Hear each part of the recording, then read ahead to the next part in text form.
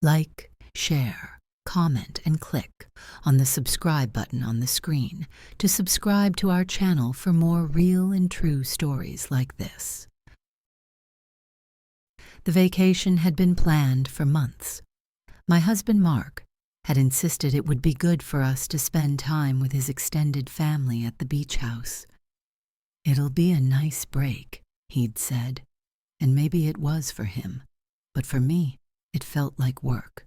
Managing schedules, packing for our 2 kids, and trying to make sure I didn't lose my mind amidst all the noise of family chatter wasn't exactly my idea of relaxing. Still, the house itself was beautiful, perched right on the edge of the ocean, with sprawling porches and endless views of the water.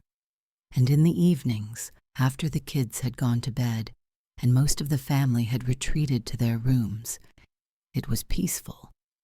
That's when I found myself sitting on the porch with a glass of wine, enjoying the rare moment of solitude. It was during one of those quiet nights that Andrew joined me. Andrew was Mark's uncle, though he wasn't much older than us, just a few years senior, in fact. He was the kind of man who carried himself with an easy charm, always ready with a joke or a story that had the whole room laughing. I'd known him for years, of course, but I'd never really spent much time alone with him. That night, he stepped out onto the porch with a drink in his hand and a smile that seemed a little softer than usual. "You're hiding out too, huh?" he said, leaning against the railing. I smiled back, gesturing to the empty seat beside me. I guess I needed a little break. He sat down, and for a while, we just talked about nothing in particular. The kind of easy, meandering conversation that happens when there's no rush to be anywhere. I told him about work, about the kids, and he listened in a way that felt genuine, like he really cared. And then he started sharing stories about his travels, his life, and the way he talked. It was captivating. I hadn't laughed that much in weeks. As the night wore on, the conversation shifted. It wasn't anything overt, but there was a subtle change in the way he looked at me, in the way his voice softened when he spoke my name. I noticed it, but didn't know what to make of it. At one point, I caught myself staring at him, studying the sharp angles of his face in the dim light. He was handsome in a rugged, unpolished way, with streaks of silver in his hair that only seemed to add to his appeal. I quickly looked away, focusing on my wine glass, but the realization lingered. It was late when we finally said goodnight, and as I climbed into bed beside Mark, I couldn't stop thinking about that conversation. It wasn't just what we'd talked about. It was how I'd felt during it. Seen, heard, maybe even noticed in a way I hadn't been in a long time. I told myself it was nothing, just a nice chat with someone who was easy to talk to. But deep down, I knew there was more to it than that. The next day, I found myself more aware of Andrew than I had ever been before. It wasn't intentional, not at first, but I noticed the little things. The way he laughed when he played cards with the family, the way he absent-mindedly ran his hand through his hair when he was thinking. It was ridiculous, really, how much space he was suddenly taking up in my mind. We didn't talk much during the day. The family was busy. Mark and the kids were building sandcastles on the beach while I watched from a lounge chair, trying to relax but failing miserably. Andrew was off in the distance, throwing a frisbee with Mark's younger cousins, his tall frame standing out against the blue expanse of the sky. I caught myself glancing in his direction more times than I'd like to admit, and each time I felt a pang of guilt. This was Mark's uncle. For God's sake. Family. And I loved my husband. I did. Mark was a good man, a wonderful father, and the life we'd built together was something I wouldn't trade for anything. But there was something about Andrew that was different. It wasn't just his charm or his easy smile. It was the way he made me feel when we talked, like I was more than just a mom, more than Mark's wife, like I was still me. That evening after dinner, everyone gathered around the fire pit for s'mores and stories. The kids were giggling, their faces sticky with melted marshmallows, while the adults took turns telling embarrassing anecdotes. I stayed on the outskirts, nursing a glass of wine and enjoying the warmth of the fire on my skin. Andrew was sitting across from me, his gaze steady, even when he was laughing along with everyone else.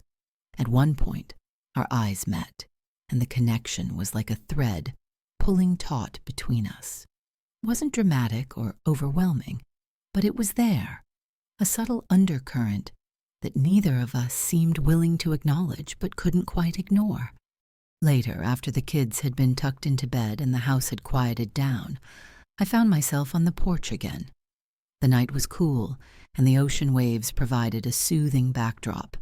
I hadn't planned on staying up late, but something about the stillness of the night made it hard to leave. Andrew joined me again, and this time there was no pretense of casual conversation. He sat down beside me, closer than he had the night before, and for a moment, neither of us said anything. "I feel like I've barely seen you all day," he said, his voice low and quiet. I laughed nervously, swirling the wine in my glass. "Well, it's hard to keep track of everyone in a house this big." He leaned back in his chair, his eyes still on me. "It's been nice, though. Having you here, I mean it." The words hung in the air between us, heavy with meaning. I didn't know how to respond, so I didn't. Instead, I looked out at the dark ocean, the waves crashing rhythmically against the shore. After a long pause, he spoke again. "You seem different here. I don't know how to explain it. Happier, maybe." I turned to him, surprised by the observation. "Do I?" He nodded, a faint smile on his lips. "Yeah, you're always so busy, so wrapped up in everything. But here, it's like you've had a chance to breathe." I didn't know what to say to that. He wasn't wrong, but hearing it from him felt strange, like he was seeing a part of me I wasn't sure I wanted to share. And yet, I didn't stop him. We sat there for a long time, the silence between us growing heavier with each passing moment. I could feel the tension building, the unspoken pull between us becoming harder to ignore. "Andrew," I started, but I didn't know how to finish. "Andrew." His name lingered on my lips, but I stopped myself before saying anything else. I didn't know what I was trying to say or if I even should say it. He turned to me, his expression softer than I'd ever seen it. "Yeah?" I shook my head, breaking eye contact and looking down at my hands. My fingers traced the edge of the wine glass as if it held some sort of answer. But all I could think about was how close he was, how easy it would be to close the small gap between us. "This feels dangerous," I said quietly, barely louder than a whisper. He didn't say anything right away, but I could feel his gaze on me, steady and unrelenting. "I know," he finally said, his voice just as soft. "I've been trying to ignore it, trying to tell myself it's just in my head." "It's not," I admitted before I could stop myself. The words hung in the air like a confession, heavy and undeniable. He exhaled, the sound somewhere between a sigh and a laugh. I figured, but what do we do about it?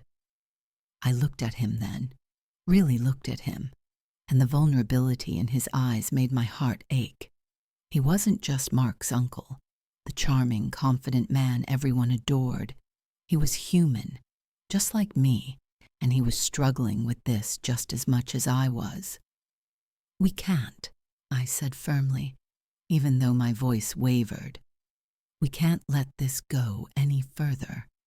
He nodded, but there was a flicker of something in his expression. Disappointment, maybe, or regret. "You're right. Of course you're right." But neither of us moved. We stayed there, frozen in that moment, caught between what we wanted and what we knew was right. The sound of the waves crashing against the shore filled the silence, a reminder of the world beyond this porch, beyond us. "I should go," he said, after a long pause, but he didn't move. "Yeah," I agreed, though I wasn't sure I wanted him to leave. He stood slowly, his movements hesitant, like he was giving me one last chance to say something, to change my mind. But I stayed silent, gripping my wine glass so tightly I thought it might shatter. As he turned to walk away, I felt a pang of something I couldn't quite name. Loss, maybe, or relief. But when he paused at the door, looking back at me with an expression I couldn't read, I felt my resolve start to crack. "Good night, Lisa," he said, his voice soft and laced with something I didn't want to name. "Good night," I replied, my throat tight. When he disappeared inside, I let out a shaky breath, the weight of the moment finally crashing down on me. I sat there for a long time, staring out at the dark ocean, trying to make sense of what had just happened. I didn't know how to feel, relieved that we hadn't crossed the line, or devastated by how close we had come. Either way, I knew one thing for certain: this couldn't happen again. The next morning, I avoided him as much as I could. I threw myself into family activities, helping the kids build sandcastles, playing board games with the cousins, anything to keep myself busy. But every time I caught a glimpse of Andrew, my heart twisted in my chest. He kept his distance, and I was grateful for that, even though it made the ache in my chest worse. We were both trying to move on, to pretend that nothing had happened, but the tension lingered, unspoken and undeniable. By the time the vacation ended, I was exhausted, not just from the chaos of family life, but from the emotional weight of the past few days. As we packed up the car and said our goodbyes, Andrew pulled me into a brief, polite hug. "Take care of yourself, okay?" he said, his voice low and meant just for me. "You too," I replied, my throat tightening as I pulled away. As we drove away from the beach house, I looked out the window, watching the coastline fade into the distance. I felt a mix of emotions I couldn't fully name: regret, relief, sadness, and something else I didn't want to examine too closely. I glanced at Mark, who was focused on the road, oblivious to the storm raging inside me. I reached over and took his hand, squeezing it gently. Whatever had almost happened with Andrew, it hadn't, and I was determined to keep it that way. Click on the subscribe button on the screen to subscribe to our channel for more real and true stories like this.